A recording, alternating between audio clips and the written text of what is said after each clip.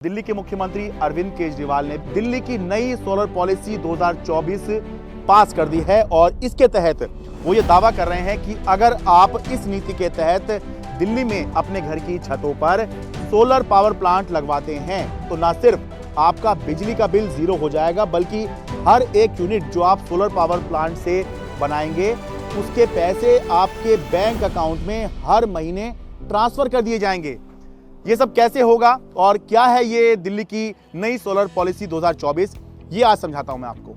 दिल्ली की नई solar power policy 2024 को आसान और आम आदमी के शब्दों में समझने के लिए हमारे साथ हैं अभिषेक रंजन जी, जो कि सोलर पावर पॉलिसी के एक्सपर्ट हैं। ये कैसे लागू होती है इस पर इन्होंने बहुत काम किया है और अर्न्स्ट एंड यंग एक नामी संस्था है उससे जुड़े हुए हैं। सर बहुत बहुत स्वागत है आपका।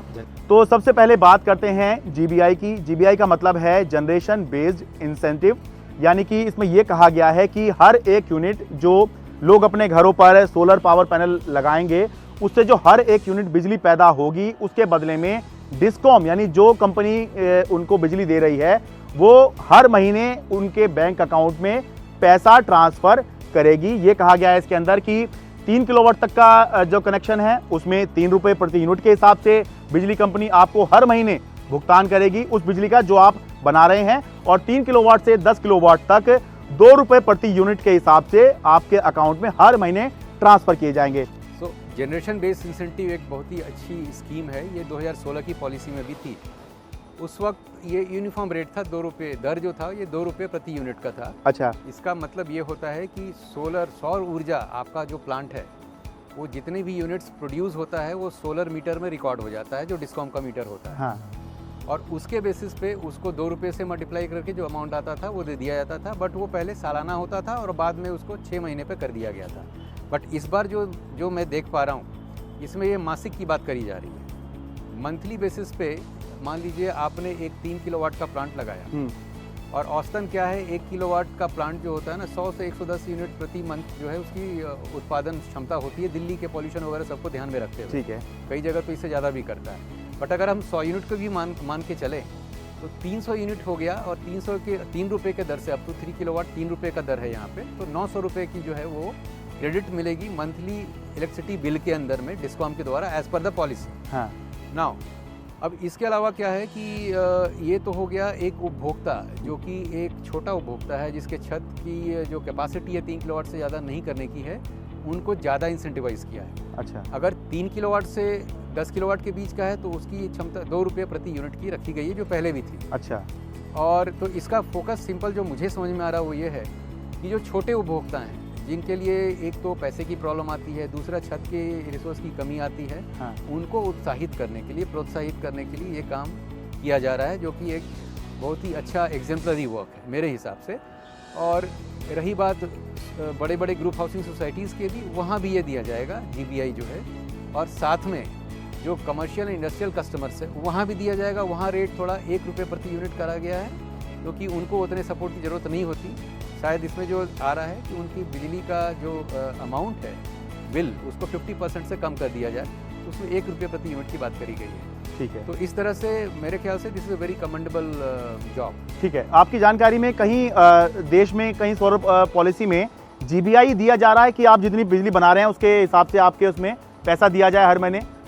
कैपिटल सब्सिडी तो मैंने सुना है कि अच्छा। रुपीज़ पर किलोवाट पीक के हिसाब से शुरू में ही अपफ्रंट एक कैपिटल सब्सिडी कई जगह की जाती है।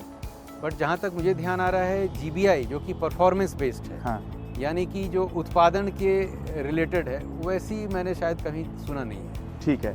दूसरी चीज़ इसके पॉलिसी के अंदर कही गई है नेट मीटरिंग, यानी कि ये कहा गया है कि मान लीजिए आप जो हैं बिजली जो कंज्यूम कर रहे हैं और जो बिजली बना रहे हैं इनको आपस में एडजस्ट किया जाएगा। सर इसका क्या मतलब है नेट मीटरिंग जो इसमें कही गई है? नेट मीटरिंग रेगुलेशन एक बहुत ही सफल रेगुलेशन है। ये पहले से भी थी, इस पॉलिसी से पहले भी थी, 2016 में थी। इनफैक्ट दिल्ली के अंदर अगर हम बात करें तो दिल्ली विद्युत विनियामक आयोग ने इसके रेगुलेशंस लेके आए थे, बहुत पहले की बात है। और इसी तरह देश में अन्य राज्यों में भी ऐसा किया गया है। तो इसमें क्या खास बात है नेट मीटरिंग के तहत? नेट मीटरिंग में क्या है कि आपने जितनी भी एक्सपोर्ट करते हैं यूनिट, एक तो आपने सेल्फ कंज्यूम कर लिया। हाँ। आपने जैसे मैंने बात करी थी 3 किलोवाट का सोलर आपने लगा। हाँ। मान लीजिए आपका जो पहले बिजली का जो यूनिट कंजम्पशन था ग्रिड से, वो 400 यूनिट की थी, एज्यूम करता हूँ मैं। तो उसमें मान लीजिए आपने पैदा किया 300 यूनिट सोलर से, तो आपका जो कंजम्पशन फ्रॉम ग्रिड हो गया 400 माइनस 300, दैट इज 100 यूनिट। ठीक है। इमीडिएटली क्या हो गया, आपने एक स्लैब से, ऊपर वाले स्लैब से आप नीचे में आ गए। हाँ। तो उससे स्लैब रिलेटेड बेनिफिट जितनी मिल गई वो आपको मिल गई। नेट मीटरिंग का पहला बेनिफिट ये होता है स्लैब बेनिफिट। तो जैसा आप कह रहे हैं कि अगर किसी की कंजम्पशन 400 यूनिट की है और उसने 300 यूनिट जो है ये सोलर पावर पैनल से बना दिया है, तो इस हिसाब से उसकी जो उसका बिलिंग होगी वो सिर्फ 100 यूनिट का होगा। 100 यूनिट का होगा। तो 100 यूनिट तो दिल्ली के अंदर 200 यूनिट तक जो बिजली है वो मुफ्त है। तो इसका मतलब जो जीरो बिल की बात कह रहे हैं मुख्यमंत्री, वो इसी थ्योरी के तहत कह रहे हैं शायद। हाँ बिल्कुल। तो इसमें अगर उनका ग्रिड से कंजम्पशन 200 के नीचे आ गया, हाँ, because of their own solar rooftop production, तब तो डेफिनेटली मेरे हिसाब से, मेरी जो समझ है उसके हिसाब से वो उस दायरे में आता है। हाँ। और उस कंज्यूमर को ये जो दिल्ली में स्कीम चली हुई है कि 200 यूनिट के अंदर अगर कंजम्पशन है मंथली, हाँ, तो आपके बिजली दर में छूट मिलेगी, बिजली का बिल कम हो जाएगा या जीरो हो जाएगा, वो बेनिफिट मिलेगा मेरे ख्याल से। ठीक है। तो एक वही जो बात कह रहे हैं कि एक तरफ जीरो बिल होगा, दूसरी तरफ जो आपने बिजली प्रोड्यूस करी है उसके अगेंस्ट में आपको जो है वो इंसेंटिव दिया जाएगा। जैसे कि अगर ये माने कि 400 यूनिट जो है आपकी कंजम्पशन है, तो दिल्ली के अंदर जो बिल बनता है आपका वो लगभग 1600 रुपये के आसपास मेरे ख्याल से बनना चाहिए। 1600 रुपये के मान चलते हैं, और 900 रुपये हमने माना कि प्रोडक्शन हो रही है 3 किलोवाट का अगर लगाया हुआ है, तो इस हिसाब से सेविंग जो हो रही है हर महीने, अगर 400 यूनिट आप यूज़ करते हैं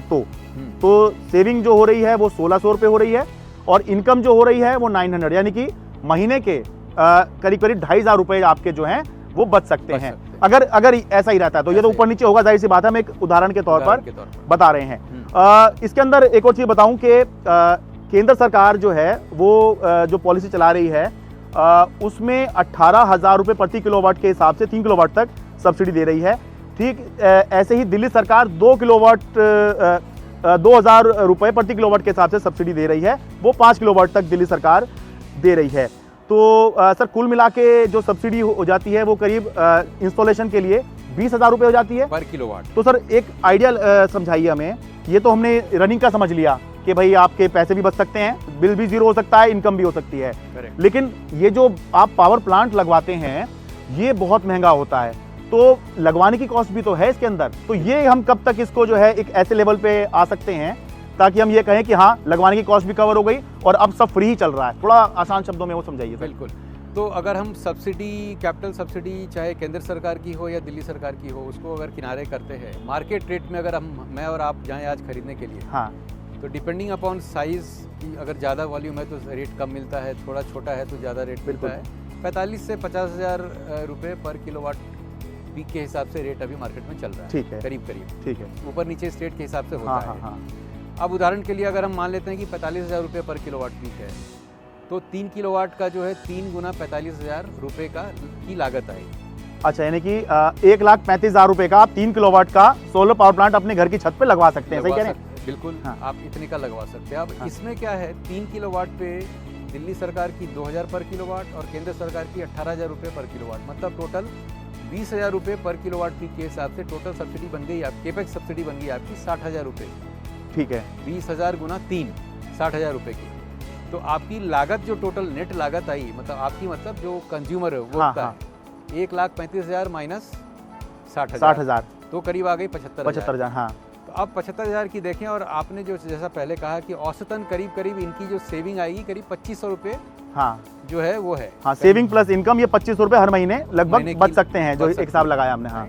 तो अगर आप 75,000 रुपये जो है, अगर 2,500 से पेबैक, सिंपल पेबैक की बात करता हूँ मैं, अभी एनपीवी की बात नहीं करता, not talking about NPV, simple payback की बात करूँ मैं अगर, तो 75,000 बाई 2,500 करते हैं तो करीब करीब 30 महीने से कम, करीब 25 महीने के आसपास आता है। अच्छा, 75,000 बाई 2,500, तो लगभग 2.5-3 साल में आप कह रहे हैं कि 2.5 से 3 साल में करीब करीब ये 30 महीने के आसपास आएगा। तो 30 महीने का मतलब हुआ 2.5 साल। हाँ, 2.5 साल। हाँ। और अगर 50,000 का रेट लेते हैं तो वही 2.5 साल का 3 साल हो जाता है, सिंपल पेबैक पीरियड की बात करें, एनपीवी की बात ना करें। हाँ। तो औसतन आप देखें तो 2.5 से 3 साल में आपका पेबैक हो जाता है फॉर योर सीड कैपिटल। बाकी तो कैपिटल सब्सिडी सरकार ने दे ही दी है। हाँ।